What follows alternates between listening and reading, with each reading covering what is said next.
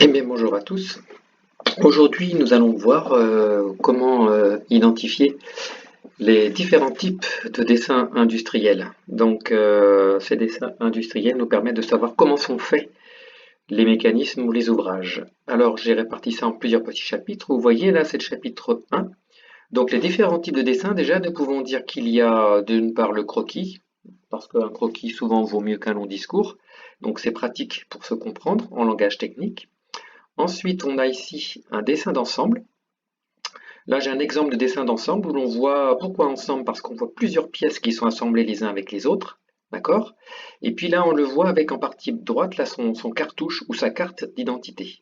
Donc là, ça permet de présenter un mécanisme. Là, on voit un deuxième exemple de dessin d'ensemble où l'on voit une multitude de pièces et chaque pièce est repérée par un numéro. On appelle ça le repère de la pièce. D'accord? Et là, on voit une multitude de pièces.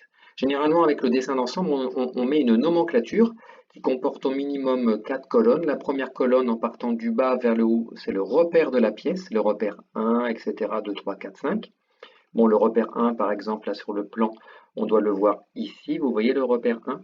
Et puis on met la quantité de pièces qui s'appelle repère 1 ici, et le nom de la pièce repère 1, et parfois des observations en relation avec cette pièce. Donc voilà un extrait de la nomenclature parce qu'il y a un paquet de pièces. Voilà. Ensuite, en termes de dessin ou de plan, on a ce qu'on appelle le dessin de définition. Comment reconnaît-on un dessin de définition? Eh bien, c'est le document où il n'y a qu'une seule pièce de défini en différentes vues, vue de face ici, vue de gauche ici, et puis la vue de dessus. Et donc là, on peut dire que c'est un dessin de définition car il n'y a pas d'autres pièces, qu'une seule pièce en différentes vues.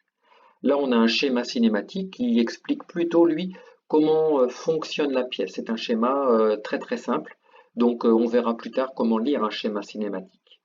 Il y a également la perspective qui donc permet de faciliter la compréhension.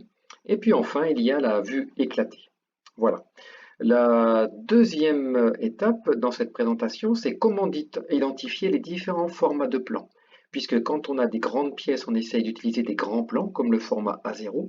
Et quand on a des toutes petites pièces, on peut utiliser des formats A4 comme vous le voyez ici.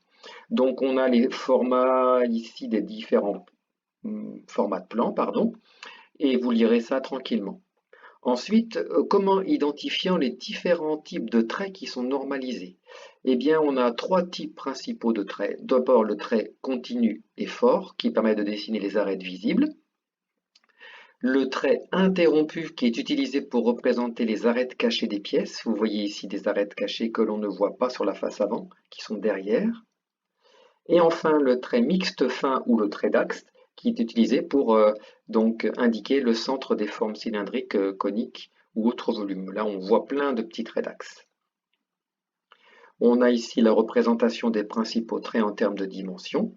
Et ici, on a sur une bride hydraulique, on appelle ça une bride hydraulique en vue de face, ici vous le voyez en couleur, là on le voit en perspective, et là on la voit à nouveau en vue de face, mais ce coup-ci tracé sur un plan, où on voit très fort, très mixte fin pour les arêtes cachées, pardon, pour les axes, et très interrompu pour les arêtes cachées. Comment décoder les informations qui sont contenues dans un cartouche? Donc voilà ici toutes les informations standards sur un plan qui ont été numérotées de 1 à 14. Et ici, de 1 à 14, dans cette colonne, on a l'explication de chaque zone qui correspond au plan que vous pourrez lire tranquillement. Ensuite, comment décoder l'échelle d'un dessin? Alors, on utilise une échelle parce que parfois les pièces sont trop grandes pour être mises sur le plan ou des fois les pièces sont trop petites pour les dessiner à la vraie grandeur. Donc, on a ici la formule de l'échelle. En fait, la formule de l'échelle, c'est la dimension dessinée divisée par la dimension réelle. La dimension dessinée, c'est la cote que je mesure sur mon plan. C'est ce qui est sur le plan. À quelle dimension dessinée j'ai fait ma pièce. La dimension réelle, et bien là, c'est qu'il faut que je prenne la cote sur la pièce vraiment. Et parfois, entre la cote du plan et la même cote sur la pièce, eh bien, il y a une différence, ce qui peut être normal. Par exemple, ici, j'ai pris ce qu'on appelle un écrou de bride hydraulique, qui a une forme de T à l'envers. Vous voyez? Là, si on est vraiment, elle est représentée un peu en perspective, mais là, on la représente en vue de face ici. Là, elle est représentée à l'échelle qu'on appelle 1 sur 1. Pourquoi? Parce que cette vraie pièce, si je mesure avec un réglé la pièce entre mes mains, elle fera 48 mm. Et si je mesure la pièce également sur le plan, eh bien, elle fera 48 mm également. Ça veut dire que si je calcule l'échelle, la dimension dessinée sur le plan c'est 48 mm, la dimension réelle de la pièce que je mesure entre mes mains c'est 48 mm, donc 48 sur 48 divisé par 48 c'est égal à 1. Donc on peut dire que l'échelle est de 1, ou on peut dire de 1, de petit point 1, ça veut dire la même chose, ou de 1 avec un slash et un autre 1, ce qui veut dire la même chose. Voilà. Une pièce maintenant toujours dessinée en vue de face, mais représentée à l'échelle 1,5.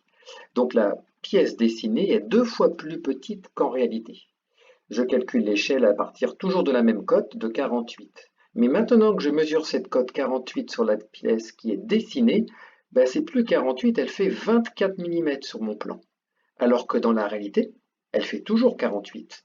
Donc la dimension dessinée c'est 24, la dimension réelle c'est toujours 48, donc 24 divisé par 48 est égal à 0,5 ou à 1,5. Donc vous voyez ici, l'échelle sera donc de 1 de petit point 2 ou de 1 slash 2, qui veut dire 1,5. Enfin, ici j'ai dessiné l'échelle la pièce deux fois plus grande que dans la réalité. Elle fait donc 96 mm sur mon plan. Donc je mesure la dimension dessinée 96 mm. La dimension réelle dans ma main, la pièce, quand je la mesure, elle fait 48.